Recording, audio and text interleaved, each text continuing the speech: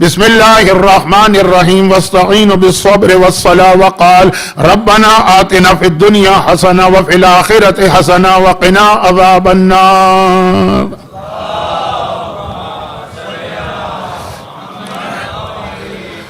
1448 ہجرہ کے ایام ازا کے اس دوسرے عشرے کی آخری مجالس ہیں، لیکن آج کی مجلس میں پھر وہی میری زندگی کا ایک پرانا طریقہ کہ شب جمعہ ہے، اس اعتبار سے مجلس کا اپنا بھی شب جمعہ کی وجہ سے موضوع ہوتا ہے اور عشرہ ہے سجادیہ، اس اعتبار سے ہمارے چوتھے امام کے حوالے سے بھی گفتگو کو اور آگے بڑھانا ہے. اب اس سے پہلے کہ میں ان دونوں موضوعات کو ذہن میں رکھ کے کوئی بات کروں، بطور تمہید ایک جملہ عرض کر رہا ہوں. ہو سکتا ہے کہ آپ یہ سمجھیں کہ بھائی مولانا کو مجلس کے لیے بلایا گیا تھا، کوئی ویدر فورکاسٹ کے لیے تو نہیں بلایا گیا تھا. آج بھی جیسا کہ کل میں نے عرض کیا کہ بھائی طبیبوں کا مشورہ ہے اور ایسا مشورہ ہے جس کو ماننا لازم ہو جاتا ہے. یہ یاد رکھیے، یہ بھی ایک فقہی مسئلہ کہ طبیب کے بعض مشورے کو ماننا واجب ہو جاتا ہے. یہ ایسا نہیں ہے کہ صرف نماز اور روزے ہی کے مسائل کو ماننا واجب ہے. کبھی ڈائیبیٹک پیشنٹ کے لیے شوگر حرام ہو جاتی، لیکن ادھر نہیں جاؤں گا کیونکہ بات بہت لمبی ہو جائے گی. تو آج جب میں نکلا تو آج بھی بہت گرمی کا امکان تھا اور تھی بھی گرمی، لیکن آج ذرا سا مجھے مانچسٹر کا موسم تھوڑا اچھا لگا کہ چلتے چلتے جب سایہ آتا تھا بڑی ٹھنڈی ہوا چل رہی تھی، میں واک کر رہا تھا اور مزہ آ رہا تھا. اور پھر جب دھوپ آ گئی تو معلوم ہوا پھر وہی حالت جو کل میں نے آپ کو بتائی تھی. تو اب یہ جو چلتے چلتے اتنی شدید دھوپ کے اندر ذرا سا سایہ مل گیا اور تھوڑی دیر کے بعد مل رہا تھا، تو اس سے بہت راحت و آرام بھی محسوس ہو رہی تھی. وہ تکلیف اپنی جگہ، یہ راحت اپنی جگہ. اور اس سے مجھے ایک حدیث یاد آ گئی ہے جس کا ربط بن رہا ہے تھوڑا سا چوتھے امام سے. ایسا نہیں ہے کہ میں بس جیسا میں نے کہا کہ میں کوئی ویدر فورکاسٹ یا تھوڑا ٹائم ویسٹ کر رہا ہوں. ایک خاص حوالے سے میں نے کچھ عرصے شاگردی کی ہے پاکستان کے، بلکہ ہندوستان پاکستان کے ملا کے اہم ترین خطیبوں میں سے ایک، جو ایک عجیب انداز کے خطیب تھے. ایسا خطیب پھر ممبر پہ شاید نہیں آیا، خطیب آل محمد مولانا سید اظہر حسن زیدی. ایک عجیب انداز ان کی خطابت کا تھا، اور غالباً وہ واحد خطیب ایسے تھے کہ جو بغیر کسی تیاری کے ممبر پہ آتے تھے، لیکن ایسی مجلس پڑھتے تھے کہ آپ کو اندازہ ہی نہیں ہوگا کہ یہ بغیر تیاری کا مطلب جو بزرگ ہے وہ جانتے ہیں کہ ان کا موضوع ہی بنتا تھا آتے آتے اپنے گھر سے یا اپنی سواری سے ممبر پہ آتے آتے. وہاں امام بڑے کے گیٹ میں داخل ہو رہے، کسی نے اپنی سائیکل والے کی دکان پہ لگائی کہ پنکچر لگا دو، پوری مجلس کا موضوع سائیکل ہو گیا. ممبر پہ آ کے بیٹھے، باہر کسی نے چکوال کی بات، باہر کسی پھل والے نے آواز لگائی سنترے اور مالٹے، اور پوری مجلس کا موضوع سنترا اور مالٹا ہو گیا.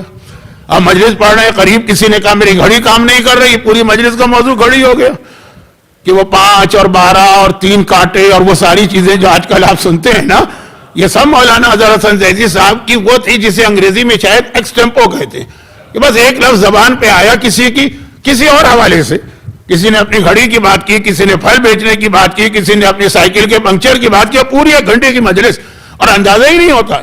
اور دیکھیں واقعاً یہ کوئی تیاری کے ساتھ کوئی تھوڑی ہوتی ہے، لیکن ایسی بھرپور جامع. تو کبھی کبھار مجھ میں بھی کبھی کبھار میں کہاں وہ کہاں، لیکن کبھی کبھار تھوڑا رنگ آ جاتا ہے. رنگ کا مطلب یہ کہ وہ جو ان کا انداز خطابت ہے کبھی کبھار. تو آج گرمی بھی ہے، ہوا بھی چل رہی ہے. اب وہ حدیث مجھے یاد آ گئی کہ جہنم کے اندر 2 ایسے گناہگار ہیں، تبھی تو جہنم میں ہیں، لیکن اللہ نے وہاں بھی ان کے لیے پنکھے کا انتظام کیا ہے جس کی وجہ سے ان کو جہنم کے اندر بھی تھوڑی دیر کے بعد ٹھنڈی ہوا ملتی ہے. اب یہ 2 کے بارے میں تذکرہ آیا، ایک نوشیروان اور ایک خاتم تائی.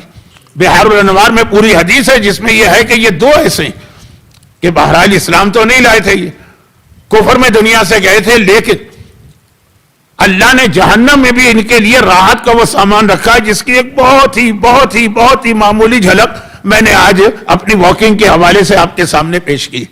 ہے جہنم میں، جلا رہی ہے جہنم کی آگ، وہی نار حامیہ. لیکن اس کے باوجود ان کے لیے ذرا راحت کا انتظام ہے. اور جب پوچھا گیا معصوم سے کہ اس کی وجہ کیا ہے، کہا کہ نوشیروان کو یہ راحت اس لیے مل رہی ہے کہ وہ عادل تھا. نوشیروان عادل، اور عدل اللہ کی خصوصیت و صفت ہے. جس میں یہ عدل پایا جائے وہ اللہ کا محبوب ترین بندوں میں سے ایک بندہ بن جاتا. اور حاتم طائی سخی تھا، اور سخاوت انبیاء کا طریقہ کار ہے. تو جو سخی ہوتا ہے وہ انبیاء کے محبوب ترین بندوں میں سے ایک ہوتا ہے. وہ اپنی عدالت کی وجہ سے جہنم میں جا کر بھی، عقیدہ ٹھیک نہیں ہے لیکن جہنم میں جا کر بھی راحت پا رہا ہے، یہ اپنی سخاوت کی وجہ سے. اور یہ دو صفات ایسی ہیں جن کا آپ کو آج کے زمانے میں بہت زیادہ خیال رکھنا. اب یہ چوتھے امام سے ربط ایک ہلکا سا بنے گا، وہ ابھی بات آ رہی. اس لیے کہ آج کا زمانہ ایسا زمانہ ہے کہ عدل اور عدالت ہی ختم ہو کے رہ گئی. جس کی اگر میں بہت ہلکی سے مثال دوں، یعنی وہ ذرا سے لائٹ موڈ میں، ہماری خواتین جب وہ بہو ہوتی ہیں تو وہ ساس سے کمپلین کرتی ہیں، اور جب وہ ساس بن جاتی ہے، یہی تو کبھی ساس بنے گی نا، تو اب ان کو اپنی بہو سے شکایت ہوتی ہے. عدل نہیں ہوتا کہ بھائی اس وقت ہمیں جو کمپلین تھی اپنی ساس سے، ہم وہی سلوک اپنی بہو کے ساتھ نہ کریں. یہ تو میں نے بہت ہلکی سی مثال دی، لیکن برادری سسٹم، کمیونٹی سسٹم، یہ ہماری برادری کا غلط بھی کر رہا ہے تو ہم اس کا ساتھ دیں گے. اور دوسرا آدمی حق پر بھی ہے، کوئی اختلاف اگر ہو گیا، وہ ہماری برادری سے باہر. پنجاب میں بہت زیادہ، اور آپ کے علم میں ہے کہ زیادہ تر تو یہ کاسٹ سسٹم آئے تو ہندوؤں سے ہمارے یہاں. لیکن اب یہ اتنا اسٹرانگ ہو کے رہ گیا کہ حق اور باطل کو کوئی نہیں دیکھتا، صحیح اور غلط کو کوئی نہیں دیکھتا. صرف یہ دیکھتا ہے کہ یہ ہمارے والا ہے، وہ ہمارا والا نہیں. اب کراچی کے اندر اگر برادری سسٹم نہیں ہے تو وہاں علاقائی ہے. یہ امروہے کا ہے تو یہ لکھنؤ کا ہے، تو یہ دہلی کا ہے، تو یہ حیدرآباد کا ہے. تو یہ جو چیزیں ہیں جو انسان کو عدل سے روکتی. چنانچہ اس ماحول میں یہ خیال رکھنا ہے جو اللہ ایک کافر کو بھی اس کے عدل کی وجہ سے جہنم کے اندر پنکھے کا انتظام کر کے دے رہا، اور پنکھا بھی پرانی چیزیں ایسی کہنا چاہیے، وہ ایک مومن برحق کو عدل کی وجہ سے کیوں نہ اعلیٰ درجات عطا کرے گا، اس کو کبھی فراموش نہ کیجیے. اور حاتم طائی میں اگر آئیے تو یورپ کا تو بلکہ پورے ویسٹرن کنٹریز کا مشہور جملہ، دیر از نو فری لنچ. اسلام میں ہے فری لنچ، ہے آپ کو خرچ کرنا ہے. وہاں یہ نہیں چلتا کہ جی اگر آپ کسی کے ساتھ گئے تو وہ اپنا پیمنٹ کرے، آپ اپنا پیمنٹ کرے. مہمان کی عزت، لوگوں کو کھانا کھلانے کا ثواب. الحمدللہ عزاداری کی صورت میں ہمارے پاس ایک ایسا انسٹیٹیوشن ہے کہ ہر آدمی اس میں کچھ نہ کچھ ضرور خرچ کرتا ہے. وہاں پہ وہ بھول جاتا ہے کہ there is no free lunch, نہیں کہتا ہے کہ یہاں ہمیں دینا. یہ دو چیزیں مغرب میں آپ کو اس لیے یاد رکھنا کہ یہاں تو باپ بھی بیٹے پہ خرچ کرنے کو تیار نہیں ہوتا، شوہر بھی بیوی کے اوپر خرچ کرنے کو تیار نہیں ہوتا. لیکن اب جو بات میں نے اتنی کہی، ان دونوں کو میں ابھی آگے بڑھا رہا ہوں کیونکہ عدل بھی چوتھے امام کی زندگی میں ایک بہت اہم خصوصیت بن کے آ رہی، اور یہ سخاوت بھی چوتھے امام کی زندگی میں. لیکن اس سے پہلے رک جاؤں، تھوڑا بہت امام کے کچھ وہ حالات بھی بیان ہو جائیں جو خاندان سے تعلق رکھتے ہیں. ایک حدیث ہمارے یہاں ہے جس کے بارے میں علماء میں اختلاف ہے کہ یہ چوتھے امام کی حدیث ہے کہ یہ چھٹے امام کی حدیث ہے، اور بعض علماء فرماتے کہ دونوں کی حدیث. انا ابن الخیارتین، میں بیٹا ہوں دو بہترین لوگوں کا، بہترین کا، لوگ بھی لفظ نہیں، دو بہترین کا بیٹا ہوں. انا ابن الخیارتین، میں دو بہترین کا بیٹا ہوں. یہ چوتھے امام نے فرمایا، اور بعض علماء نے کہا بالکل ان کی حدیث ہے کیونکہ یہ حدیث واقعا چوتھے امام ہی کے حالات پر پوری اتر رہی. بعض نے کہا کہ چھٹے امام نے فرمایا کیونکہ واقعا یہ حدیث چھٹے امام پر بھی پوری اتر رہی. اور بعض نے کہا کہ دونوں معصومین نے فرمایا اس لیے کہ دونوں کے حالات میں یہ آتا. اب اس کے اندر میں بیٹا ہوں، اولاد ہوں دو بہترین کی. تو دونوں اماموں میں پہلا سلسلہ تو ہم کو معلوم اولاد رسول ہے، اولاد فاطمہ، تو پہلا سلسلہ. اب اس کو اردو میں کہتے ہیں ددھیال اور ننیال. باپ کی طرف سے سلسلہ نسب، ماں کی طرف سے. تو باپ کی طرف سے سلسلہ نسب دونوں معصومین ایسے کہ ایک ہی ہے نا، اور وہ کائنات کا سب سے بہترین سلسلہ نسب ہے اولاد رسول، اور اس میں بھی اولاد سیدہ اور اولاد فاطمہ. دوسرا جو لفظ آ رہا کہ میں دو بہترین، وہ دوسرا بہترین کون ہے؟ وہ ماں کی طرف سے. تو چھٹے امام کے حوالے سے بھی یہ جملہ بالکل صحیح، کیونکہ وہ محمد ابن ابی بکر کی اولاد میں ہیں، ان کی والدہ محمد ابن ابی بکر.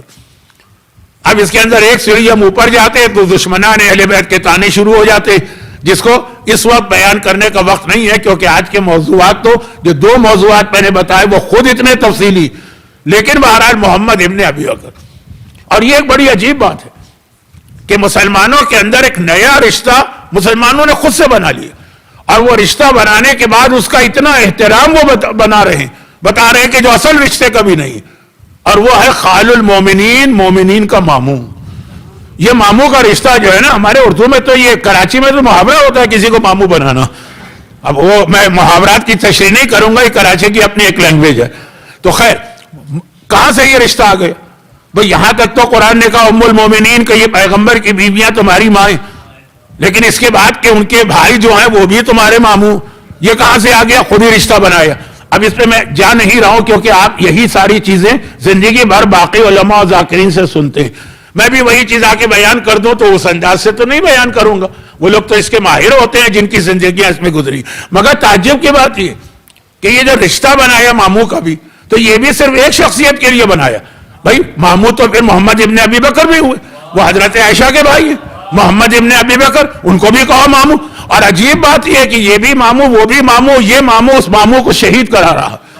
کس طرح سے حاکم شام نے محمد ابن ابی بکر کو گدھے کی کھال میں سی کر زندہ جلایا. یہ بھی تو ماموں ہے نا, ان کا تو احترام کرو.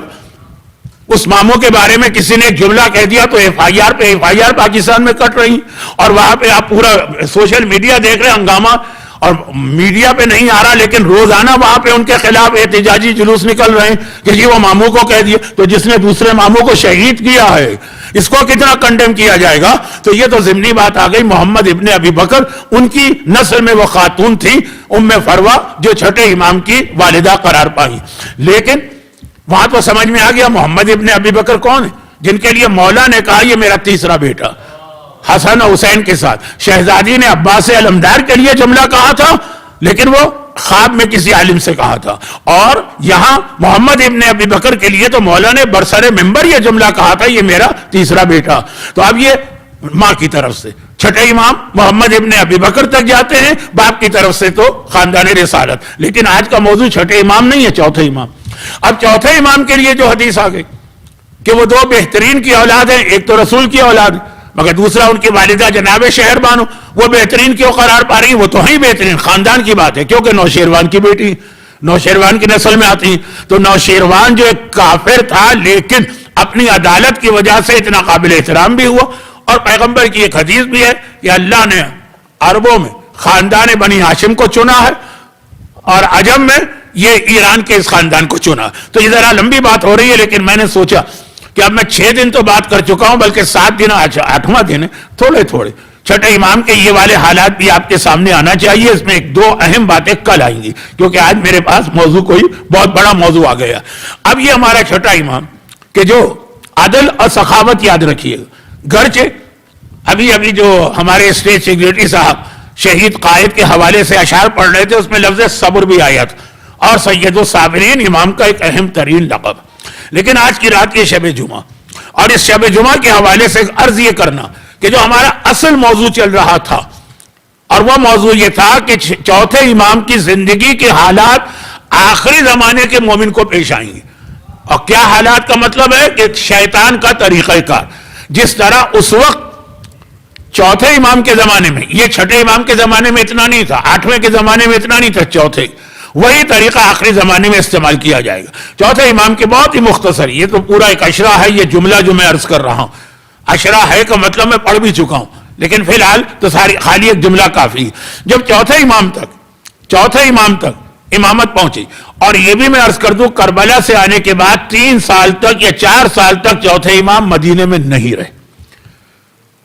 35 سال مدت امامت ہے نا, چلے 5 سال کر لیں, 30 سال مدینے میں رہے ہیں اور اسی کے حالات آپ کے سامنے بیان کرنا ہے. لیکن شروع کے 5 سال امام شہر مدینہ کے باہر مختلف باغ, مختلف چھوٹے چھوٹے گاؤں, حتیٰ یہ کہ جمبو تک میں جا کے امام نے کچھ عرصے قیام کیا.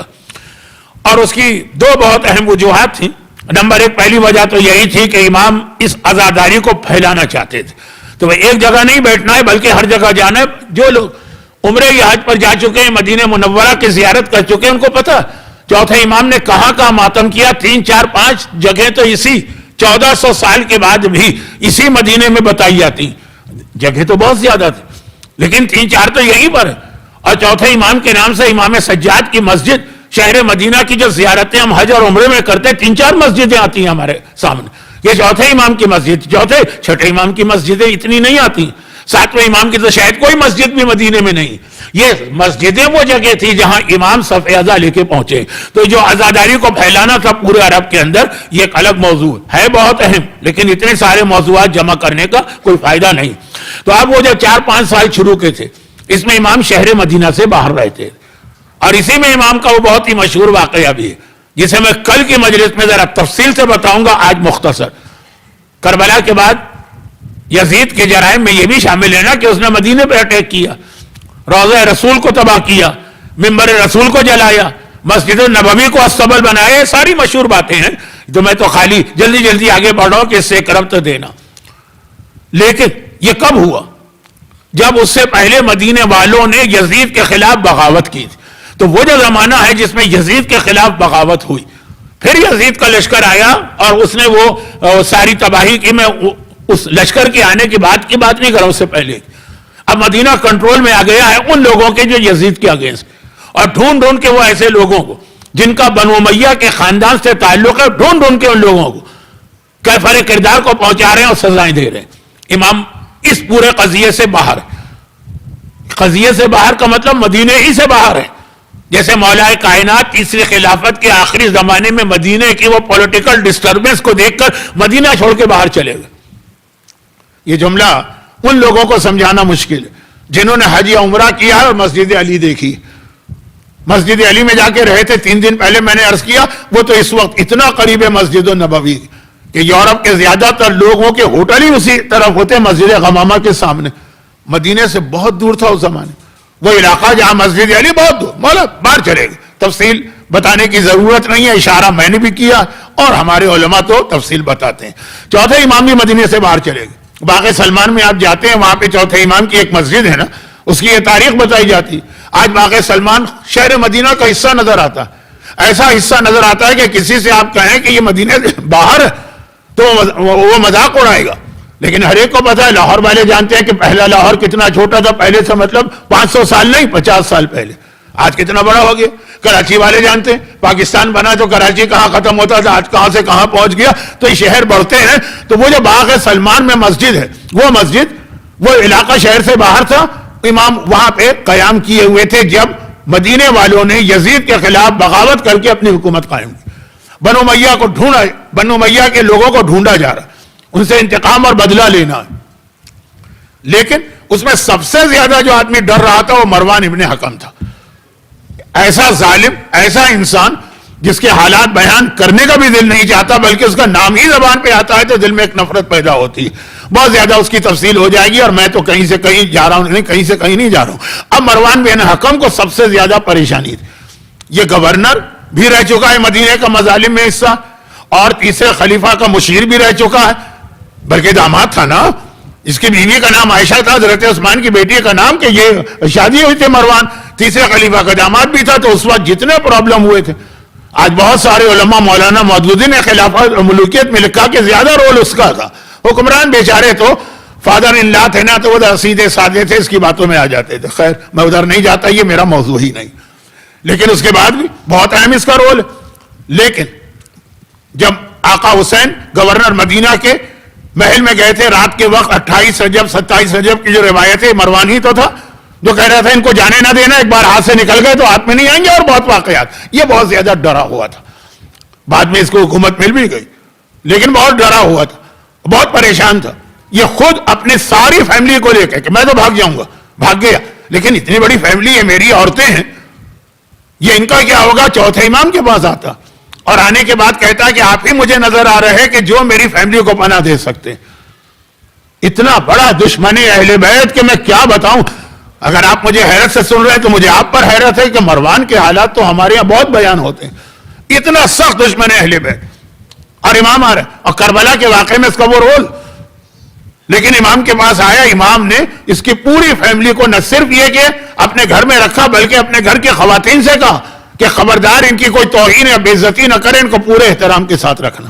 یہ خالی ایک مروان کی بات نہیں, یہ میں اس لیے بھی کہہ رہا ہوں کہ ہمارے ہاں تو ذرا سی بات پہ سگے بھائیوں میں خون کی ندیاں بہ جاتی ہیں. ہمارے یہاں ذرا سی بات پہ سگے رشتہ دار ایک دوسرے سے بات چیت بند کر دیتے ہیں. بات چیت بند کرنا تو چھوٹی چیز ہے, وصیت کر دیتے ہیں کہ ہم مر جائیں تو ہمارے جنازے میں اس کو نہ آنے دینا. یہ بات ہو رہی ہے بہت خاندان کے اندر جو جھگڑے چلتے ہیں, ایک تکبر, ایک نخوت, ایک اپنے آپ کو بڑا سمجھنا, ہم کیوں کسی کے آگے جھکے. میں نے کہا یہ کل کا موضوع ہے, کل کی مجلس. جو لوگ یہ نہیں سننا چاہتے ان کو ابھی سے میں نے بتا دیا کہ پھر مصائب میں آئے, کیونکہ بہرحال کل کون ایسا ہوگا جو چوتھے امام کے نام پہ گھر سے باہر نہ نکلے. تو اب اس ماحول میں دیکھی کہ ایسا دشمن اہل بیت و دشمن سجاد, لیکن گھر کے خواتین آئیں, امام نے مروان سے ایک جملہ بھی نہیں کہا بلکہ اس کو بھاگنے دیا اور یہ خواتین کو اپنے پاس رکھا. یہ تو اس لیے میں نے کہہ دیا کہ اس کی تو براہ راست خاندان اہل بیت سے دشمنی, اور بہت پرانا سلسلہ ہے دشمنی کا, تیسرے خلافت کے زمانے سے. لیکن اس کے علاوہ مدینے کی کتنی عورتوں کو چوتھے امام نے اپنے اس جائیداد میں جگہ دی.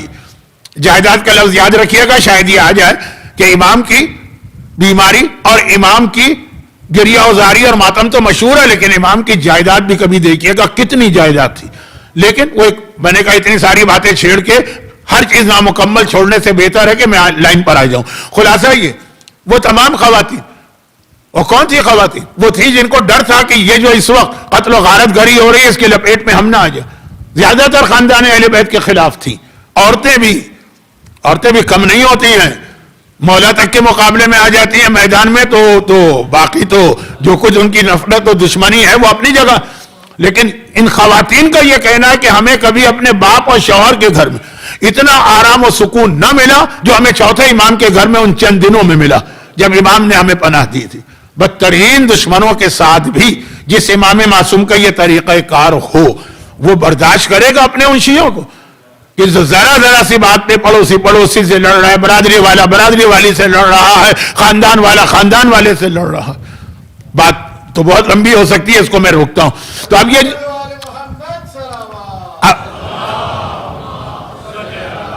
اب یہ 5 سال کی بات ہے, پہلے 5 سال, پھر 5 سال کے بعد اب یہ ہوا مدینے پہ بھی اٹیک ہوا. پہلے مدینے والوں نے یزید کے خلاف بغاوت کی, اس کے بعد پھر یزید کی فوج آئی, اس نے جو قتل و غارت گری کی. یہ سارے حالات میں چوتھے امام کٹے ہوئے ہیں اس پولیٹکس سے, یہ سیاست سے کہ یہ اہل بیت کا طریقہ کار نہیں. لیکن اب اس کے بعد جب حالات سیٹل ہو گئے تو اب امام معصوم نے مدینے میں واپس آ کے قیام کیا. کربلا جانے سے پہلے مدینے میں رہے تھے, اب 5 سال کے بعد واپس آ کے مدینے میں قیام کیا اور 30 سال امامت کی ذمہ داریاں ادا کی ہیں. لیکن پھر وہ جملہ دوہرا دوں جو امام کا بھی جملہ ہے اور اتنے عظیم قائد امام خمینی کا بھی جملہ ہے کہ دشمن گمراہ ہے, جہنمی ہے. یہ الفاظ میرے ہیں. راہ حق سے ہٹا ہوا ہے, دشمن خدا ہے, لیکن بے وقوف نہیں. چاہے اس کو آپ چالاکی کہیں, مکاری کہیں, لیکن وہ کام سوچ سمجھ کے کرتا. چنانچہ اب دشمنان اہل بیت نے دیکھا کہ آل محمد کو روکنے کا طریقہ کیا. یہ آل محمد تو زیادہ مقبول ہوتے چلے جا رہے ہیں, کیسے روکا جائے. ہم نے شہزادی کے گھر کا دروازہ جلا کے اتنے مصائب ان پہ ڈھائے اور پھر مولا کا حق چھین لیا, لیکن آل محمد کا پیغام آگے بڑھا. حسن کو زہر سے شہید کیا, پیغام آگے بڑھا. حسین کو تلوار سے شہید کیا, پیغام آگے بڑھا. زینب کو قید کے ذریعے سے روکنا چاہا, لیکن پیغام آگے بڑھا. اب کیا طریقے اختیار کیے جائیں اہل محمد کو روکنے؟ دشمن پریشان ہے, وہ نظر انداز نہیں کرے گا, لیکن وہ کوئی نہ کوئی نتیجہ نکالے گا, کوئی نہ کوئی نئی پالیسی لے کر آئے گا. تلوار ناکام ہو گئی, قید ناکام ہو گئی, حق چھیننا ناکام ہو گیا, زہر کے ذریعے یعنی خفیہ طریقے سے شہید کر دینا ناکام, ساری سازشیں ناکام. میں نے کہا نا کہ میں پورا اشرا پڑھ چکا ہوں, کیونکہ ان میں سے ہر چیز کی تفصیل بھی میں بتاتا ہوں, ضرورت نہیں ہے یہاں بیان کرنے کی, سارا مجمع جانتا ہے. اب کیا کیا گیا؟ اب انہوں نے وہ طریقہ قرار چوتھے امام کے زمانے میں استعمال کیا جو آج آخری زمانے میں استعمال ہو رہا, اور وہ یہ ہے کہ یہ لوگ آل محمد کے پاس آخر دوڑ کے جاتے کیوں ہیں؟ ہم اتنے مظالم کرتے ہیں, ہم اتنا پروپیگنڈا کرتے ہیں, ہم اتنا لوگوں کو روکتے ہیں, ہم آل محمد کا وجود مٹا دیتے ہیں, پھر بھی لوگ واپس آخر میں تھک ہار کر اپنی غلطی مان کر اسی دروازے پہ کیوں پہنچتے ہیں؟ اب یہ احساس ہو رہا ہے. خاص جس کی 2 بہت اہم مثالیں ہیں. سب کچھ ہم نے علی کے خلاف کیا. کیا پروپیگنڈا کیا علی کے خلاف؟ کس طریقے سے میرے مولا کے خلاف جھوٹی حدیثیں بنائی گئی. بہترین طریقہ تھا اس زمانے میں, جیسے آج بھی انگلینڈ میں, کینیڈا میں, آسٹریلیا میں, سویڈن میں جہاں جہاں ویلفیئر سسٹم ہے نا کہ آپ کوئی کام کاج نہ کریں آپ کو گھر بیٹھے مل جاتا ہے. کافی چیزیں کم ہو گئی ہیں لیکن جو لوگ پہلے آئے ہیں ان کو تو پتا ہے نا, پہلے تو جنت. آج بھی پاکستان میں کتنے لوگ نوجوان مجھے ملتے ہیں, جی ہم کو وہاں جانا ہے, کیا کریں گے وہاں جا کے, محنت کرنا پڑے گی. کہا نہیں, وہاں تو ہم نے سنا ہے گھر میں آرام سے بیٹھو, حکومت آ کے تمہارے گھر میں ساری سہولتیں دے کے جاتی ہے. آج بھی لوگوں کے ذہن میں خیال ہے, یعنی حکومتیں مجبور ہو گئی کافی سہولتیں واپس لینے پر, کیونکہ لوگ کاہل ہو گئے تھے, انسینٹیو ختم ہو گیا تھا, حکومت چلانا مشکل تھا. یہ میں کہاں چلا گیا, نہیں واپس آتا ہوں. تو خلاصہ یہ کہ جیسے آج ہے نا, یہ طریقہ علی کے زمانے میں دشمنان اہل بیت نے رائج کیا. کہا تھا کوئی ایک حدیث بنا کے لیا علی کے خلاف, 1 دینار لے کے جاؤ, 1 دینار ملے گا ایک جھوٹی حدیث پر.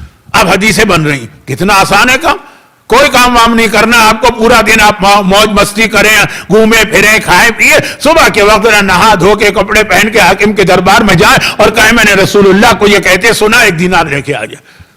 مسئلہ یہ لوگ ہیں, نہ محنت, نہ مزدوری, نہ کاروبار, نہ جاب. کافی لوگوں کا یہ پروفیشن بن گیا. لیکن اب مسئلہ یہ تھا کہ اب اس میں جو عام لوگ تھے ان کی اتنی ویلیو نہیں تھی, حدیثیں ان کی بھی چل رہی ہیں, لیکن جو بڑے مشہور راوی تھے کہ پیغمبر کے بہت حدیثیں نقل کرتے ہیں, ان کا ایک اسٹیٹس ہے, وہ لوگ تو 1 دینار پہ راضی نہیں ہوتے تھے, باقاعدہ وہاں پہ ڈیلنگ ہوتی تھی.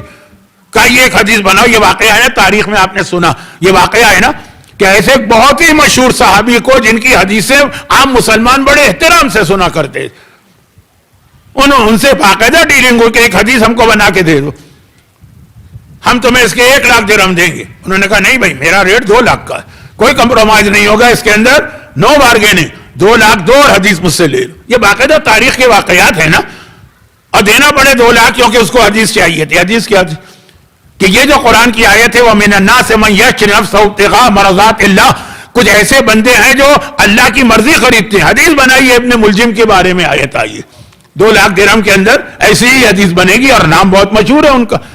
ہم اور آپ تو صرف ایک شخص سے واقف ہیں بہت مشہور حدیث بنانے والوں میں, لیکن ایک پورا گروپ ہے جن کا ایک احترام تھا اس زمانے کے معاشرے میں. تو اب اتنی حدیثیں بننے لگی, لوگوں کو کوئی کام ہی نہیں کرنا, ضرورت کیا ہے کام کرنے کی, بیٹھے بٹھائے گھر میں 1 دینار مل رہا ہے روزانہ صبح. یہ عام آدمیوں کی بات ہے, یہ بڑے لوگ تو 1 لاکھ دینار لیتے ہیں, لیکن پھر بھی لوگ آخر علی ہی کے دروازے پہ آئے. تلوار کے ذریعے ہم نے حسین کو شہید کر کے اور حسین کی بہنوں کو قید کر کے یہ سمجھا کہ اب کوئی آل محمد کا نام نہیں لے گا. اوہو, حسین کی شہادت کے بعد تو اتنی بغاوتیں ہوئی حکمرانوں کے خلاف. ہم تو ایک مختار کا واقعہ جانتے ہیں, ہم تو ایک سلیمان ابن سرد کا واقعہ, وہ بھی سب لوگ نہیں جانتے, آدھے لوگ جانتے ہیں آدھے نہیں جانتے, ایک سلسلہ. تو آخر کیا جائے, نہ تلوار کے ذریعے سے آل محمد کو دور کیا جا سکا امت سے, نہ قید کے ذریعے, نہ پروپیگنڈے کے ذریعے, نہ جھوٹی حدیثوں کے ذریعے, نہ شہادتوں کے ذریعے. اب کیا طریقہ کیا جائے, کہا ایک ہی طریقہ. کیوں آل محمد کے پاس لوگ دوڑ کے جاتے ہیں؟ اگر حدیثوں کی وجہ سے جاتے ہیں تو جتنی حدیثیں ان کی فضیلت میں, ہم نے اتنی ہی جھوٹی حدیثیں ان کی مذمت میں بنا دی. ارے حاکم پریشان ہو گیا تھا کہ اتنی حدیثیں بن گئی ہیں علی کے خلاف کہ لوگ کہیں گے کیا رسول اللہ کو دنیا میں کوئی کام ہی نہیں تھا, صبح شام علی کے خلاف بولتے رہتے تھے. کہا کہ اب ذرا سا چینج کرو حدیثوں کا ٹاپک, اب علی کے خلاف نہ بناؤ, وہ بناؤ لیکن کم. اب جو دشمنان علی ہیں ٹاپ آف دا لسٹ, ان کی فضیلتوں میں حدیثیں بناؤ, ان کی شان میں حدیثیں بناؤ. جتنی حدیثیں آج کل آپ کو نظر آ رہی ہیں نا فضیلت و شان والی, وہ اسی طریقے سے بنی جب مولا کے خلاف اتنی حدیثیں ہو گئی کہ حدیث بنوانے والا گھبرا گیا کہ لوگ تو یقین نہیں کریں گے. تو آپ کا یہ ساری چیزیں, اس کے باوجود لوگ کیوں آ رہے ہیں؟ اس لیے آ رہے ہیں جو میں نے ایک جملہ عرض کیا تھا کہ قرآن کی آیتیں مولا کا قصیدہ پڑھ رہی, پیغمبر کی حدیث مولا کی شان بیان کر رہی, لیکن اہل بیت قرآن اور حدیث کے محتاج نہیں ہے. ان کا اپنا کردار ایسا تھا, عصمت والا کردار, کہ جو لوگ کچھ بھی نہیں جانتے, نہ قرآن جانتے ہیں نہ حدیث جانتے ہیں, وہ اہل بیت کے کردار کو دیکھ کے کھچ کے آ جاتے ہیں جیسے میگنیٹ کی جانب چیز کھچ کے چلی جاتی ہے. یہ اہل بیت کا جو کردار, بھائی وہ زندان شام کا جیلر, اس نے کون سے قرآن کی آیتیں سنی تھی جو چوتھے امام کے بارے میں وہ سافٹ کارنر ہوا؟ اس نے کون سی حدیثیں پڑھی تھی؟ نہیں, ان کی عظمت, ان کا کردار, ان کا ذاتی کردار. تو اگر ہم یہ سمجھ رہے ہیں قرآن نے تو ان کے اس کردار کو ہی بیان کیا ہے. اصل جو عظمت ہے اہل بیت کی, عصمت و طہارت کے ساتھ وہ اہل بیت کا وہ کردار جو لوگوں کو اپنی جانب کھینچ رہا. اب طریقہ یہ اختیار کرو کہ اس کردار کو یہ خراب کر دو. نعوذ باللہ, اس جملے کو میں جلدی میں غلط کہہ گیا. کردار کو خراب کرنے کا مطلب کیا؟ بھئی ان کے خلاف پروپیگنڈے تو ہم نے میں جھوٹی حدیث سے تو بنا لی جس میں ان کے کردار پہ بھی حملہ ہوا ہے. اب میں کیسے وہ بات بیان کروں؟ ڈاکٹر اسرار احمد کا کلپ تو بہت مشہور ہو گیا تھا، لیکن یہ ہمیشہ سے غیر شیعہ لوگوں کا طریقہ رہا. بالکل اپنے بچپنے میں مجھے یاد ہے، جب میں 6 کلاس میں تھا تو جنگ اخبار کراچی سے ایک اخبار نکلتا تھا، اس کے اندر مولانا احتشام الحق تھانوی کراچی کی بہت بڑی شخصیت، ان کا تفسیر قرآن کا ہر جمعے کے دن آرٹیکل آتا تھا. اس وقت انہوں نے یہ حدیث لکھی تھی جو بعد میں ڈاکٹر اسرار کے نام سے مشہور ہو گئی. یاد ہے مجھے اس وقت کتنا احتجاج ہوا تھا. علامہ رشید ترابی نے نشتربار کے ممبر سے بھی جنگ کے پہلے بائیکاٹ کی بات کی تھی، وہ بعد میں بھی ہوا تھا. وہ کون سی حدیث؟ نعوذ باللہ، میرے تو الفاظ ساتھ نہیں دے رہے، کہ قرآن کی وہ جو آیت نازل ہوئی ہے کہ نشے کی حالت میں نماز نہ پڑھو، علی کے بارے میں نازل ہوئی. تو ایسے کتنی حدیثیں کہ جس کے اندر اہل بیت کے کردار کے بارے میں بھی کہا گیا، لیکن دنیا بالکل اندھی بھی نہیں، وہ آنکھوں سے بھی دیکھ رہی ہے ان کا کردار کیا. کہ یہ جو کردار کی کشش ہے جو لوگوں کو اپنی جانب کھینچتی ہے، اب ماحول ایسا بنا دو کہ لوگ اسی کردار کی اہمیت کو بھول جائیں. یعنی اتنا معاشرے میں عیاشی پھیلا دو، اتنی بے حیائی پھیلا دو، اتنے گناہ پھیلا دو کہ اب اس کی وجہ سے لوگ آل محمد سے دور ہو جائیں. کیونکہ جب لوگ، جیسے پیغمبر کی ایک بہت ہی مشہور حدیث ہے جو آیت اللہ سیستانی نے اپنے مسائل کی کتاب میں ناج الصالحین میں بھی نقل کی، جو اس وقت تو مسلمانوں کو یقین بھی نہیں آ رہا تھا. سب نے کہا کہ یا رسول اللہ ایسا بھی ہوگا؟ پیغمبر نے کہا تم پر کیا گزرے گی؟ اس حدیث کو یا اس کے موضوع کو میں اس عشرے کے علاوہ کسی مجلس میں کبھی بیان کروں گا. یہ حدیث بہت اہم حدیث ہے. خود آیت اللہ سیستانی کی منہاج الصالحین جلد اول جو ان کے فتووں کی کتاب ہے اس میں دیکھیے گا. پیغمبر فرماتے ہیں کہ تم پہ کیا گزرے گی کہ جب تم لوگ امر بالمعروف اور نہی عن المنکر چھوڑ دو گے، تمہارے سامنے نیکیاں اعمال کی جائیں گی، تم چپ بیٹھے رہو گے، گوتم بدھ کے مجسمے کی طرح. گناہ ہوتے رہیں گے تم خاموش بیٹھے رہو گے. اصحاب رسول کو یقین نہیں آیا کہ یا رسول اللہ کبھی ایسا بھی ہو سکتا ہے کہ ہمارے سامنے گناہ ہو اور ہم کچھ نہ بول. پیغمبر نے کہا اس سے بھی بدتر ہوگا. پوری حدیث نہیں پڑھ رہا ہوں کیونکہ وقت تو میرے ہاتھ سے پھسل کے پتہ نہیں کہاں جا رہا. پیغمبر نے کہا اس سے بھی بدتر ہوگا، اور وہ یہ ہوگا کہ پھر وہ زمانہ آئے گا. یہ دوسرا اسٹیج، آخری اسٹیج پر لا رہا ہوں، تیسرے اسٹیج پہ. پیغمبر نے کہا پھر وہ زمانہ آئے گا، نیکیاں لوگ ترک کر رہے ہیں اور مسلمان خاموش، گناہ کر رہے ہیں مسلمان خاموش. یہی یقین والی بات نہیں تھی اس زمانے میں. پیغمبر نے کہا پھر اس سے آگے اس سے بھی بری بات ہوگی کہ لوگ ایک دوسرے کو گناہوں کی دعوت دیا کریں گے اور نیکیوں سے روکا کریں گے. پہلے تو خاموش رہتے تھے نا، اب خاموش بھی نہیں رہیں گے، بولیں گے. کتنے ہی ایسی بچیاں ہیں جن کا حجاب ان کی ماں اور ان کے باپ نہیں کرنے دیتے. کتنے ہی نوجوان ایسے ہیں جن کو داڑھی ان کے باپ نہیں رکھنے دیتے تھے. اب آج کل تو داڑھی ذرا فیشن میں آ گئی ہے، ہر سیلیبریٹی کے چہرے پہ داڑھی نظر آ رہی ہے. تو وہ ٹف زمانہ تو نہیں رہا جو 40 سال پہلے میں نے فیس کیا تھا. کہ اب نیکیوں سے روکا جائے گا. آج کتنے لوگ آپ کو ملیں گے کہ خمس کے نام پہ ایک پیسہ نہیں دیتے چلے نا دو. دوسروں کو روکتے بھی ہیں کہ کس کو دے رہے ہیں خمس. یہ مولوی ملا یہ اپنے حلوے مانڈے کے لیے خمس کا سسٹم بنا کے بیٹھے ہیں، تمہارے پاس کیا فالتو پیسہ ضائع کر رہے ہو؟ بھائی تم خود نہیں کر رہے مت کرو، جو نیکی کر رہا ہے اسے تو کرنے دو. نہیں روکتے اور گناہوں کو پروموٹ کیا جاتا ایک دوسرے کو. اصحاب رسول کو یقین نہیں. یہ اصحاب رسول سے میری مراد سلمان ہو، مقداد ہو، ابو ذر ہو، عمار یاسر جیسے عظیم صحابی. یا رسول اللہ کیا اتنی بری حالت بھی ہوگی مسلمانوں کی؟ ایک دوسرے کو گناہوں کے اندر انوالو کیا کریں گے. کتنے ہی نوجوانوں کو جانتا ہوں کہ حرام فلم لگی ہے، دیکھنا حرام ہے، چلو ساتھ چلیں. میں مثالیں زیادہ نہیں دے رہا، وقت نہیں ہے میرے پاس، اور مجمع بھی اتنا سمجھدار ہے کہ سمجھ رہا. پیغمبر نے کہا اور اس سے بھی بدتر زمانہ آئے گا، معروف منکر بن جائے گا، منکر معروف، یعنی لوگوں کی سٹینڈرڈ ہی چینج ہو جائے گی. جو چیز بری تھی اس کو اچھا سمجھا جائے گا، جو اچھی چیز تھی اس کو برا سمجھا جائے گا. ایک تو ہوتا ہے نا برائی ہے لیکن آپ کہتے ہیں چلو کرو. زیادہ اگر کچھ کبھی ضمیر نے مجبور کیا تو کہ اللہ معاف کرنے والا. لیکن پھر وہ آئے گا کہ اچھائیاں برائی بنیں گی، برائیاں اچھائی بنیں گی. جیسے ہم رشوت کے حوالے سے پاکستان میں دیکھتے ہیں، رشوت پاکستان میں کتنی بری چیز تھی. رشوت جو لیتا تھا تو پورے محلے میں بدنام ہوتا تھا. اس کے بعد لوگ لینے لگے. اب الٹا زمانہ جب نہیں لیتا اس کو بیوقوف سمجھا جاتا ہے. تو اب یہ جو مثالیں میں بہت دے سکتا ہوں لیکن ٹائم نہیں ہے نا تو میں مثالیں نہیں دے رہا. یہ آل محمد کے خلاف چوتھے امام کے زمانے میں دشمنان نے طریقہ اختیار کیا کہ لوگ ان کی نمازوں سے متاثر، نماز کو ہی بدنام کر دو. کوئی نماز پڑھنا کون سی کمال کی چیز؟ لوگ ان کی مثلاً باقی جو نیکیاں ہیں اس سے بہت متاثر ہیں، اسی کو خراب کر دو، اتنا عیاشیوں کا عادی بنا دو کہ لوگ اس لیے آل محمد کے قریب جاتے ہوئے گھبرائیں. جیسے مثال ہمارے علماء دیتے ہیں، رشوت کے حوالے سے بات ہو گئی. آپ جس ملک میں رہتے ہیں یہاں پہ اس کا رواج نہیں ہوگا، لیکن جہاں سے آئے ہیں، کہیں سے تو آئے ہیں نا آپ لوگ. جو یہاں پیدا ہوئے وہ تو آتے ہی نہیں میری مجلسوں میں، ان کی مجبوری بھی صحیح ہے، ان کی سمجھ میں اردو نہیں آتی. لیکن جو یہاں اس وقت نسل ہے وہ وہاں سے آئی ہے نا. اگر کسی ڈپارٹمنٹ کے اندر ہیڈ آف دا ڈپارٹمنٹ کو اتنا اچھا آدمی آ جائے جو بالکل کرپٹ نہیں ہے، اور وہ آگے پابندی لگا دے کہ نہیں ہوگا کرپشن ہمارے ڈپارٹمنٹ کے اندر، جتنے اس کے نیچے والے ہیں وہ سب، کوئی اس کے اندر خرابی نہیں ہے، کوئی اس کے اندر برائی نہیں دیکھ رہے، لیکن اس لیے اس کے خلاف ہو جائیں گے کہ عجیب آدمی نہ خود کھاتا ہے نہ ہمیں کھانے دے رہا. پوری سازشیں ہوں گی کسی طرح اس کا ٹرانسفر کرا دو. میں بہت چھوٹی مثال دے کے آگے بڑھ رہا ہوں. آل محمد کے چوتھے امام کے زمانے میں کا اتنے گناہ پھیلا کہ اب ہر آدمی پانی سے زیادہ شراب پی تو وہ آل محمد کے قریب جاتے ہوئے گھبرائے گا کہ شراب پی کے جائیں گے تو وہاں پہ اعتراض ہوگا. اتنا زیادہ اسے گانے کا عادی بنا دو.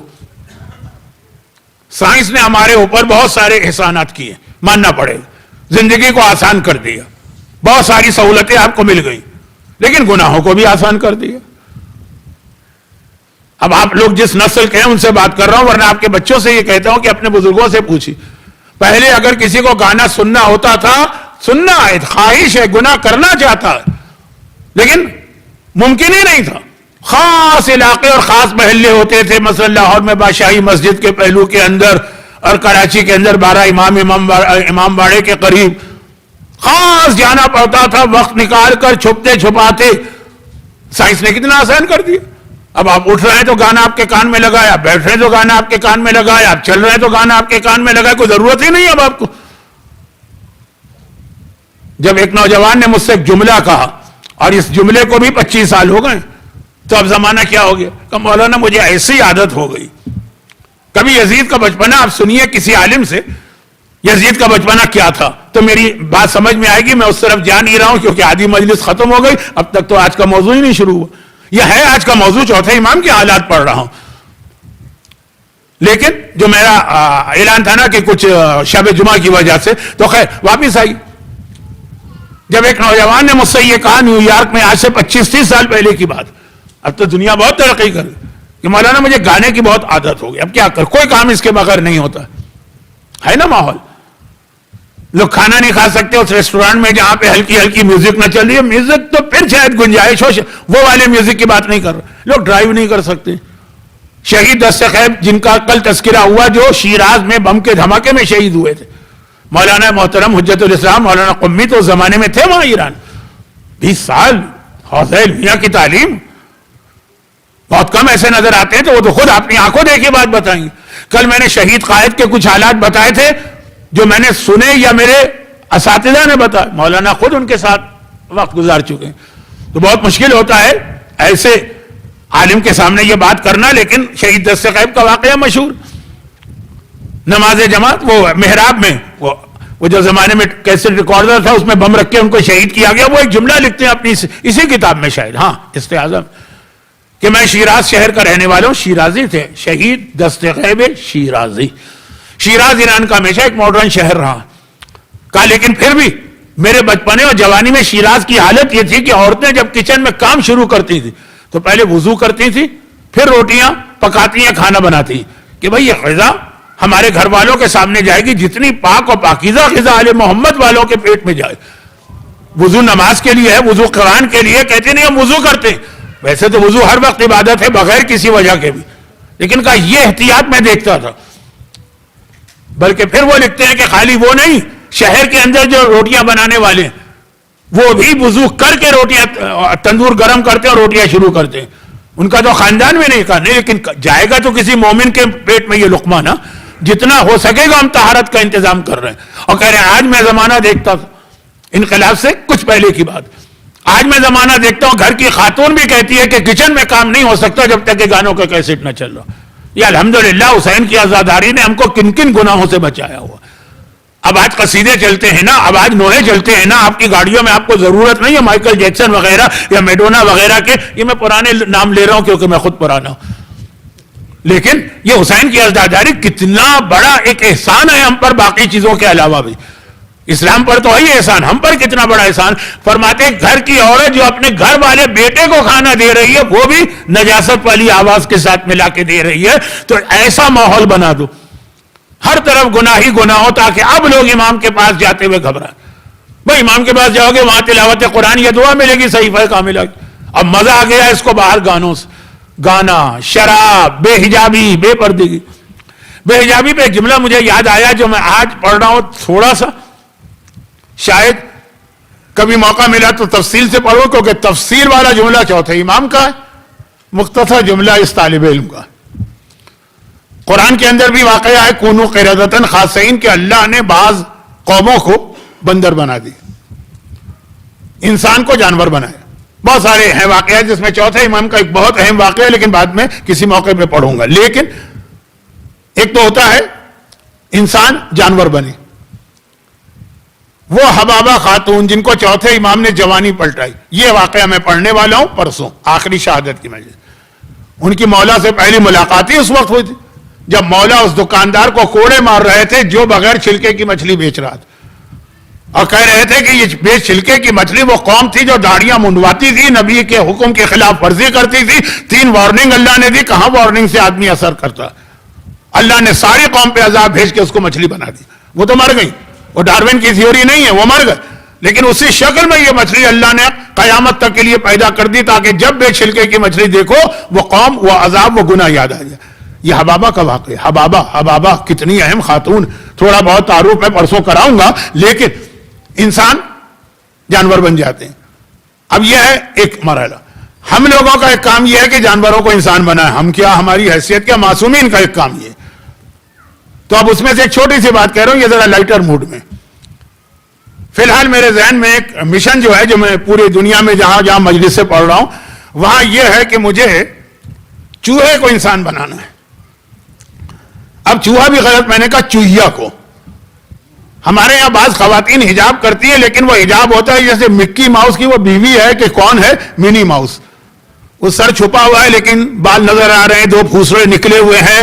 حجاب ہے بھی، حجاب ہے نہیں. منی ماؤس کی جو تصویریں میں نے دیکھی، نہ میری عمر ہے کارٹون دیکھنے کی، نہ میرے پاس وقت. اب یہ بعض خواتین کا حجاب وہ حجاب اسلامی اور حجاب زینبی نہیں ہوتا، وہ حجاب منی ماؤس ہوتا. تو اب وہ جو چوہیا بنی ہوئی ہے نا، ان کو دوبارہ انسان بنا کے صحیح معنوں میں زینب کبریٰ کا چاہنے والا بنانا. اب اور اس طرح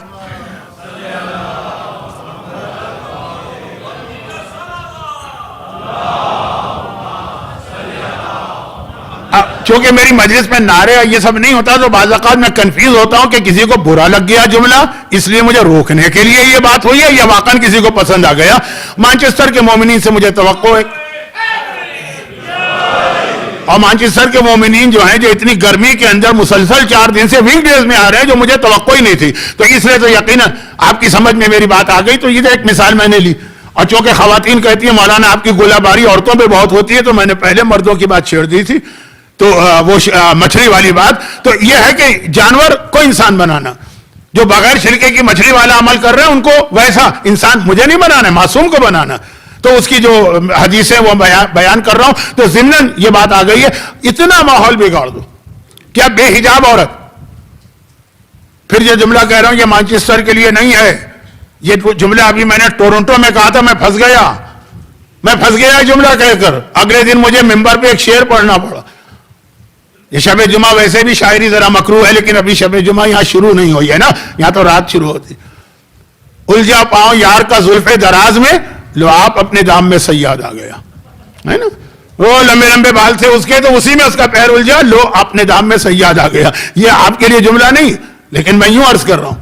آپ کے لیے کیوں نہیں ہے؟ کیونکہ میرا کچھ ایسا مسئلہ، پرسنل مسئلے کیا ممبر پہ بیان کروں کہ میں اس سے اپنے آپ کو نکالتا ہوں. کتنے مومنین ایسے ہیں جو کسی، میں تو طالب علم ہوں نا، کسی عالم کو اپنے گھر میں مہمان رکھنے کو تیار نہیں ہوتے. ایک مسئلہ ہوتا ہے کس کے گھر میں ان کو رکھا جائے، ارے کہتے نہیں مجلس سے ہم کو سننا ہے، جانا ہے، لیکن نہیں، گھر میں نہیں. کیوں؟ کیونکہ اب گھر میں جائیں گے تو وہاں ہماری بے پردہ بچیاں، یہ تو بولیں گے کہ یہ کیا ہو رہا ہے. وہاں ہمارے نوجوان بچے ہیں، ان کے تو ہر وقت کان میں وہ ہیڈ فون وغیرہ لگا رہتا ہے، گانے چل رہے ہیں، وہ پوچھیں گے یہ کیا ہو رہا ہے۔ گھر والے فجر کے وقت سوئے رہتے ہیں، وہ تو پوچھیں گے کہ کیا ہو رہا۔ تو اب گھبراتے ہیں لوگ کہ نہیں، ہم سے عزت کروا لیجئے، احترام کرا لیجئے، ہم ان کی خدمت بھی کر دیں گے، کھانا بھی پکا کے بھیجوا دیں گے، اور اگر امام باڑے کو ڈونیشن میں مسئلہ وہ بھی گھر میں نہیں رکھ سکتے، وہ تو ایک مسئلہ بن جائے گا۔ کتنے دنوں کی بات ہے؟ 10 دن کی بات ہے، 5 دن کی بات۔ اچھا اب جملہ میں نے ٹورنٹو میں کہا تھا تو وہاں بھی میرا قیام بالکل الگ ہوتا ہے۔ اوہو 15-20 مومنین آ گئے کہ مولانا ہمارے گھر حاضر ہیں، بڑے بڑے گھر ہیں، یہ جتنا یہ ہال ہے نا اس سے دگنے بڑے گھر ہیں، آئیے۔ تو میں نے کہا لو آپ نظام میں سیاد آ گیا، میں تو کسی اور حوالے سے کہہ رہا تھا، اس طرح سے تو میں اپنے آپ کو پریشانی میں نہیں ڈالنا چاہتا، لیکن ضمنی بات کیا مسئلہ؟ ایک عالم برداشت نہیں ہو رہا ہے کیونکہ وہ نماز، حجاب، گناہ، جو کچھ وہاں گھر میں ہو رہا ہے، بے حجابی بچیوں کا اس طرح سے اچھلنا کودنا۔ امام معصوم 30 سال امامت کر رہے ہیں اور ان کے پورے ماحول کو ایسا بنا دیا گیا اس کے زمانے میں، ان کے زمانے میں، کہ بے حجابی عام کی جا رہی ہے، شراب عام کیا جا رہا ہے، رزق حرام عام کیا جا رہا ہے، سور کو پھیلایا جا رہا ہے۔ اب لوگ امام سے اب گھبرائیں گے۔ تلوار کے ذریعے امام کو نہیں روکا جا سکا، زہر کے ذریعے امامت کو نہیں روکا جا سکا، جھوٹی حدیثیں بنا کر ممبر کے پروپیگنڈے سے امامت کو نہیں روکا جا سکا، لیکن کہا کہ اتنا لوگوں کا اپنا کردار خراب کر دو کہ اب اس وجہ سے وہ امام کے قریب نہ جائیں۔ بھائی جیسے امام معصوم نے فرمایا کہ دیکھو ہمارا شیعہ 2 گناہ کبھی نہیں کرتا ہے، کیونکہ یہ 2 گناہ دیکھ کر ہمیں دربار یزید یاد آ جاتا ہے۔ ایک شراب نہیں پیتا ہے، کسی کے ہاتھ میں شراب دیکھتے ہیں ہمیں یزید یاد آ جاتا ہے، میرے بابا کا کٹا سر اس کے سامنے ہے، شراب کا جام اس کے ہاتھ میں۔ اب شرابی آئے گا چوتھے امام کے سامنے؟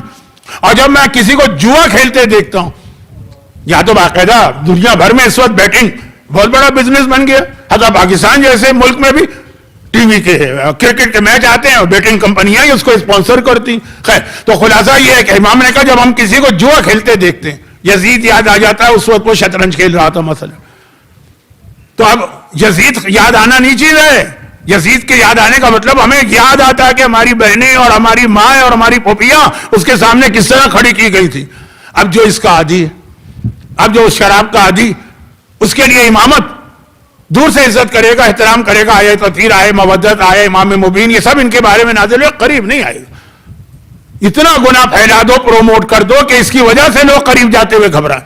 یہ اس وقت کے حکمرانوں نے منصوبہ بنایا، اور آخری زمانے میں بھی شیطان جب ظہور امام کو روکنا چاہے گا، روکنا یہ لفظ یاد رکھیے گا، تب وہ اتنا خراب کر دے گا مومنوں کے معاشرے کو، کیونکہ امام آئیں گے تو پہلے تو صاحب ایمان جائیں گے نا، ان کو اتنا خراب کر دے گا کہ مومن بھی امام کا ساتھ دیتے ہوئے گھبرائے گا۔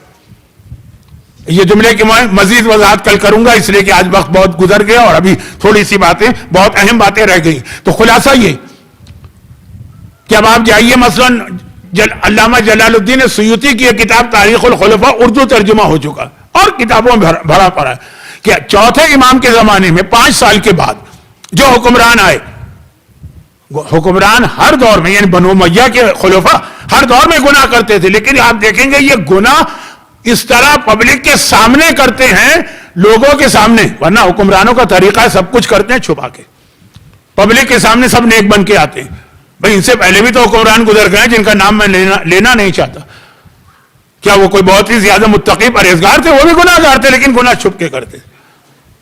بنو امیہ کے کربلا کے بعد والے حکمرانوں نے گناہ علی اعلان کرنا شروع کی، کیوں؟ اس لیے کہ لوگوں کو گناہوں کی طرف کھینچنا۔ آپ دیکھیں گے کوئی شراب کا تالاب بنا کے اس میں خود پورا دن شراب کے تالاب کے اندر ڈوبا رہتا ہے لوگوں کے سامنے۔ آپ دیکھیں گے کوئی اپنی نجس کنیز کو اپنا امامہ پہنا کے مسجد میں نماز پڑھانے بھیج دیتا ہے، نماز کا مطلب پبلک کے سامنے۔ آپ دیکھیں گے کہ ایک حکمران حج پر جاتا ہے تو یہ ارادہ کر کے جاتا ہے کہ خانہ کعبہ کی چھت پہ بیٹھ کے شراب پیوں گا۔ تو اب یہ جو ہے نا، یہ گناہ کرنا اور کھل کے کرنا، یہ اپنے ذاتی گناہ نہیں ہے۔ ذاتی گناہ تو محل کے اندر ہوتے ہیں، محل بھی ماشاءاللہ اتنے بڑے ہیں کہ گناہ کرے پتہ بھی نہ چلے۔ یہ پبلک میں گناہ کرنے کا مقصد ہے لوگوں کو گناہوں کا عادی بنانا، اور جب لوگ گناہ دیکھتے جائیں گے تو آہستہ آہستہ پھر خود بھی کرنے لگیں گے۔ یہ فطرت ہے انسان۔ پاکستان میں بیٹھ کے شراب کا نام سن کے جو نفرت دل میں پیدا ہوتی تھی، اب جب سے میں آسٹریلیا گیا ہوں وہ اتنی نفرت محسوس نہیں ہو رہی، کیونکہ دائیں بائیں بس میں، بار میں، ہوٹل میں، ہر جگہ اتنی کثرت سے پی جاتی کہ ہمارا کوک اس طرح سے نہیں پیتے۔ آہستہ آہستہ نفرت ختم کی جاتی اور پھر لوگوں کو اس کا عادی بنایا جاتا۔ یہ چوتھے امام کے زمانے میں ہوا، تاریخ بتا رہی ہے کہ ہوا۔ اور یہ امام زمانہ کے ظہور سے پہلے ہوگا، اور ہو رہا ہے کچھ تو. جس طرح گناہ پروموٹ کیے جا رہے ہیں، جو چیزیں پہلے گناہ ہر دور میں ہوئے چھپ کے کی جاتی تھی، اور حدیثوں میں آتا تھا آخری زمانے کی پہچان کہ یہ والے عمل، حتیٰ ازدواجی تعلقات جیسے عمل کئی اعلان ہوں گے. یقین نہیں آتا تھا کہ انسان اتنا بے غیرت ہو سکتا ہے. لیکن یہ ٹک ٹاک اور انسٹاگرام پر جو ہم بچیوں کے چھوٹے چھوٹے کلپ دیکھتے ہیں، میں تو نہیں دیکھتا ہوں، دیکھ بھی نہیں سکتا ہوں، لیکن رہتا تو اسی معاشرے میں ہوں نا. جو چیزیں یعنی شوہر اور بیوی اپنے جو کلپ بنا کے اس کے اوپر اپلوڈ کر رہے ہیں، چلے دولت دنیا کی خاطر کر رہے ہیں، لیکن باہر جو چیز کا آدمی پہلے، بہت پہلے کی بات نہیں کرتا ہوں، 25 سال پہلے بے تکلف دوست بھی ایک دوسرے سے جو باتیں کہتے ہوئے گھبراتے تھے. میں شوہر بیوی کے حوالے سے باتیں کر رہا ہوں، بہت احتیاط سے اپنی زبان کو روک رہا ہوں. وہ اس وقت انسٹاگرام پر اور ٹک ٹاک پہ آپ دیکھیے گا. اور ان میں سے بعض ایسا نہیں نامعلوم لوگ ہیں، جانے پہچانے، ہم ان کو پہچانتے ہیں، ہمارے محلے کے رہنے والے. تو اب یہ وہی ماحول ہے جو چوتھے امام کے زمانے میں. وہاں بھی اس کا مقصد یہ تھا کہ چوتھے امام سے لوگوں کو دور کیا جائے، اور آخری زمانے میں بھی اسی لیے تاکہ امام زمانہ سے ہم کو دور کیا جائے. تو اب چوتھے امام نے اس کا طریقہ کیا اختیار کیا. اصل بات میں نے یہ شروع کی تھی. خیر ابھی بتانا تو کوئی کمال نہیں ہے، لیکن اس کا علاج تو سب سے پہلا جو اس کا علاج امام نے کیا وہ کل آئے گا. پہلا وہ کیونکہ بہت لمبی بات. نمبر 2 خوف خدا اور خوف قیامت اور خوف قبر پیدا کیا. کیوں آدمی اپنے ہاتھ کو روکے گا جب اس کے سامنے گناہ اس طرح کھلا ہوا اور کوئی روکنے والا نہ ہو. چھوٹی مثال دے دوں، جو میں آیت پڑھ رہا ہوں اس کا پہلا لفظ صبر. صبر یعنی روزہ بھی. روزے کے اندر کون سی چیز آپ کا ہاتھ روک لیتی ہے؟ آپ بھوکے بھی ہیں، پیاسے بھی ہیں، کھانا آپ کے سامنے لذیذ ترین کھانا جو آپ کو بہت پسند، پھر بھی آپ کا ہاتھ آگے نہیں بڑھتا. کیوں؟ وہی حکم خدا، خوف خدا، وہ آپ کو روک دیتا. کوئی روکنے والا نہیں. میں نے نماز کی مثال لی تھی. نماز تو بعض اوقات پریشر میں بھی آدمی پڑھتا ہے، روزہ نہیں رکھ سکتا. کتنے آپ بچوں سے پوچھئے گا، خاص طور پر بچیوں سے. بچیاں تو واقعا مجھے بعض اوقات ہمدردی ہوتی ہے. 9 سال کی بچی کو گرمیوں کی، وہ جو گرمیاں ابھی گزری ہیں انگلینڈ میں، اب تو الحمدللہ سردی کی طرف، پورا دن اس طرح سے 18 گھنٹے. لیکن کتنا آسان ہے کہ واش روم میں گیا، پانی پی لیا، کوئی دیکھنے والا نہیں، نہ باپ کو پتا نہ ماں کو پتا. نماز تو پھر بھی باپ کندھا ہلا کے کہتا پڑھو. روزہ کیسے؟ صرف خوف خدا روکتا ہے آدمی کو. اب یہ ایک میں چھوٹی مثال دے رہا ہوں. چوتھے امام نے اس کو عام کی. اتنی امام کی حدیثیں ہیں اور دعائیں ہیں جس میں قبر سے ڈرائے. اب وقت نہیں رہا تو باقی باتیں کل ہوں گی، لیکن یہ فارمولہ یاد رکھیے. بہت ہی مشہور امام کی ایک دعا ہے، دعائے ابو حمزہ الصومالی.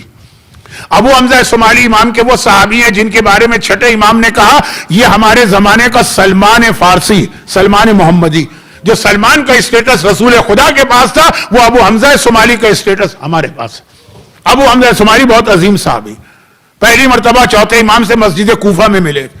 جب امام کو پہچانا تو امام کے قدموں پہ گر کے سجدہ کیا. امام نے کہا خبردار، سجدہ غیر خدا کے لیے جائز نہیں ہے، چاہے ہم ہی کیوں نہ ہو.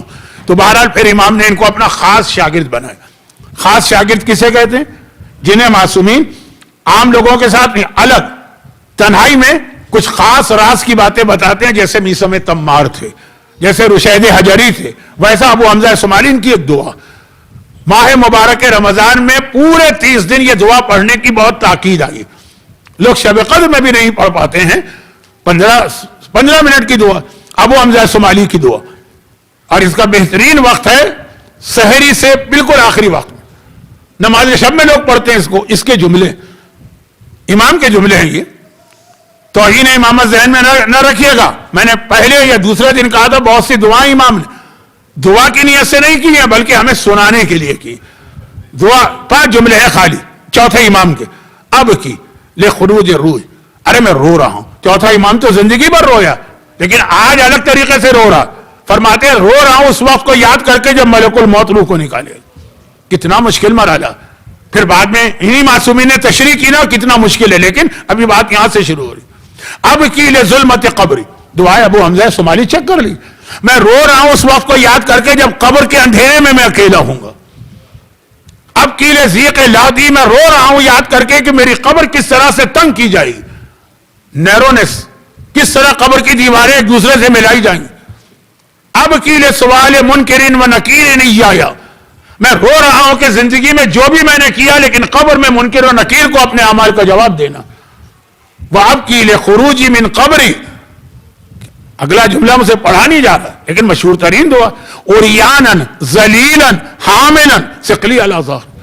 میں یاد کر کے رو رہا ہوں اس دن کو جس دن میں اپنی قبر سے اس طرح نکلوں گا کہ عُرْيَانًا بغیر کفن کے ہوں گا, ذلیلاً انتہائی ذلت کے ساتھ نکالا جاؤں گا, اور حاملاً ثقلی اور ایک بڑا بوجھ میری کمر کے اوپر ہوگا زندگی بھر کے گناہوں یا کرتوتوں کا.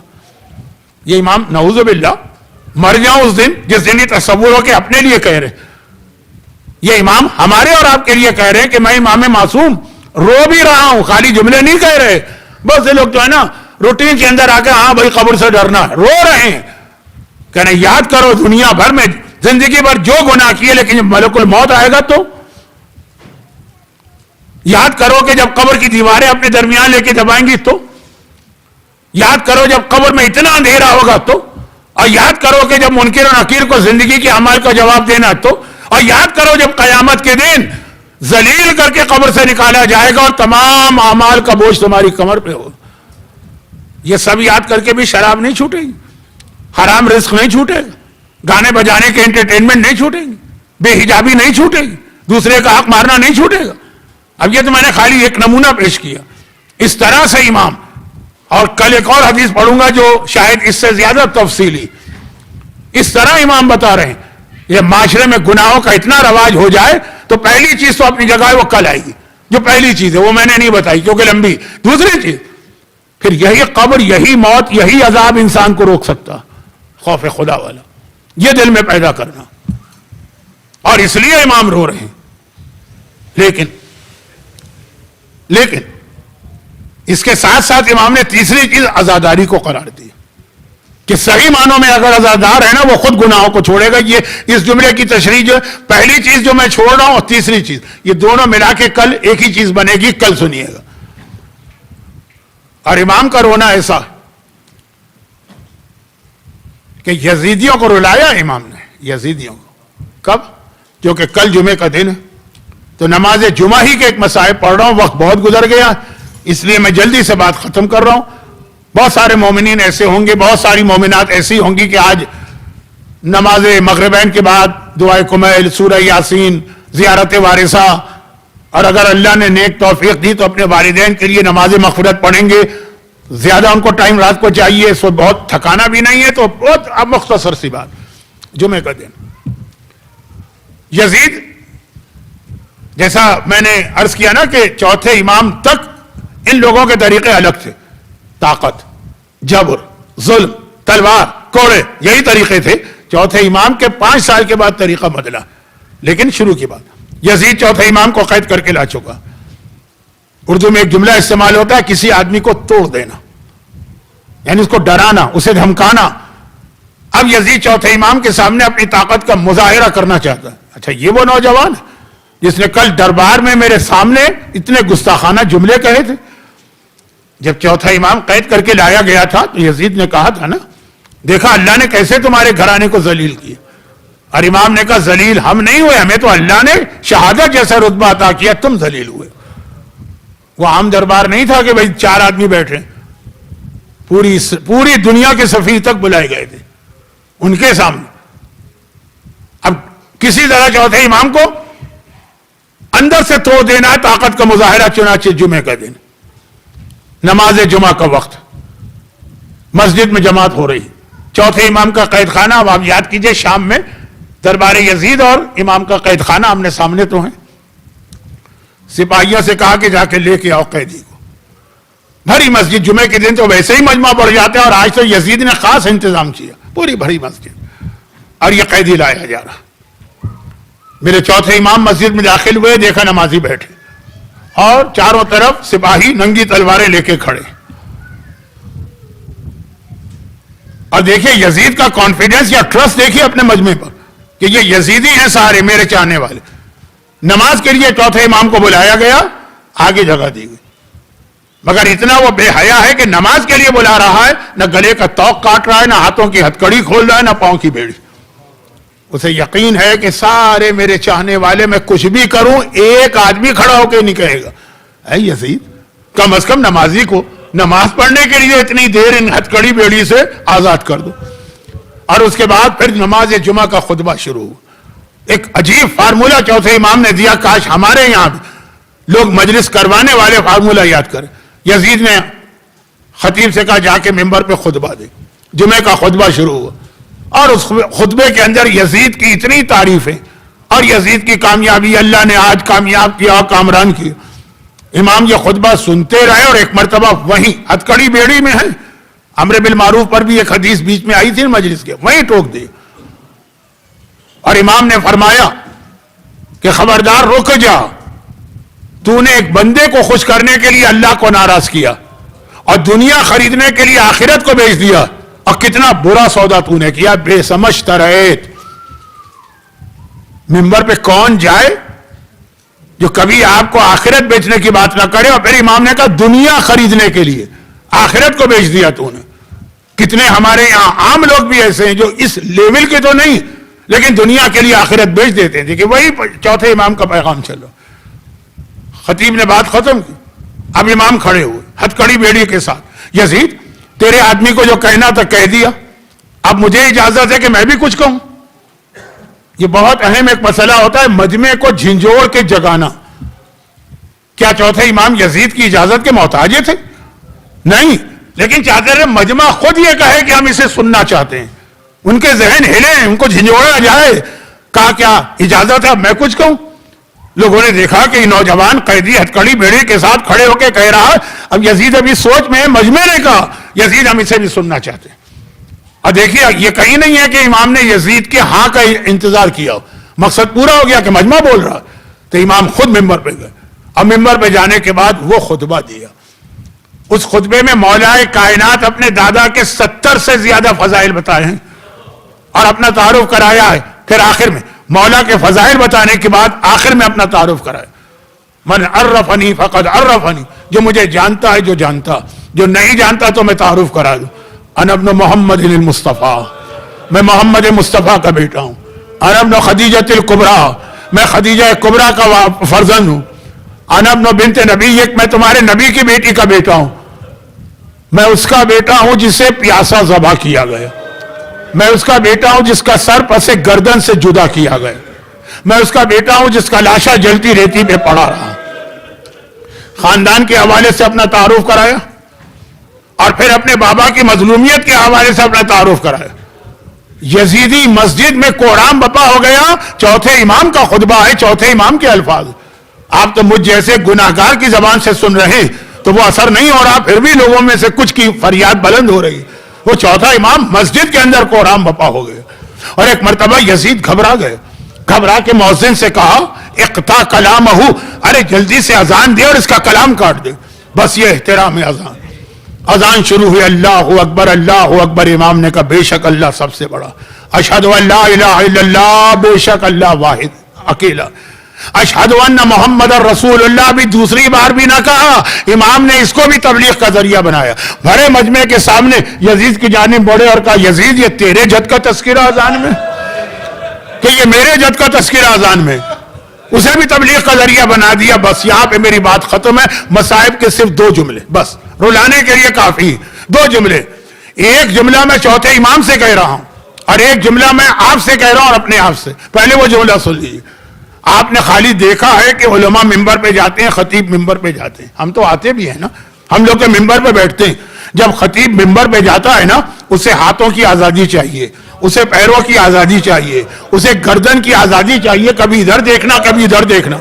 ہماری جان قربان اس وقت دمشق کے ممبر پر وہ بیٹھا ہے, گلے میں توق بھی ہے, ہاتھوں میں ہتکڑی بھی ہے, پاؤں میں بیڑی بھی ہے, لیکن ایسا خطبہ دے رہا ہے. اور دوسرا جملہ چوتھے امام سے بہت ہی ادب اور احترام سے ہاتھ جوڑ کر, فرزند رسول آپ کی توہین نہیں کر رہا ہوں, لیکن کہنے کو دل چاہ رہا ہے کہ آپ کے کلام نے یزیدیوں کو رلایا, تو یزید نے آپ کا کلام اقطع کلامہ کہہ کے کاٹا, لیکن آپ کا کلام اذان سے کٹا. آپ کا بابا جب میدان کربلا میں اصغر کو لے کے آیا اور یزیدیوں کو رلایا تو وہ اذان سے نہیں کٹا, ہرملا سے کہا اقطع کلام الحسین, اور 3 بھال کا وہ تیر چلا جس نے اصغر کے گلے کو ایک سرے سے دوسرے سرے تک چھید. خدا بندہ ایک بار پھر باب الحوائج, اصغر کے مصائب زبان پہ آ گئے اور اصغر کے مصائب کس کو نہیں رلا سکتے. جو لوگ آج کی مجلس میں مصروف گریہ ہیں، خدا بندہ ان کے گریہ کا واسطہ غم حسین کے سوا ان کو اور ان کے خاندان کو ہر مصیبت سے محفوظ فرما، حاجت مندوں کی ہر حاجت پوری فرما. آج کی رات شب جمعہ ہے، ہمارے تمام مرحومین کی مغفرت فرما. بیماروں کو خاص طور پر ایک بچے نے بھی کہا، ایک ہمارے نوح خان نے بھی کہا، تمام بیماروں کو شفا کاملہ عطا فرما، اور بیمار اسلام کی شفا یابی کے لیے اپنی آخری حجت وارث معصومین امام زمانہ کے ظہور میں تعجیل فرما. ماتم حسین.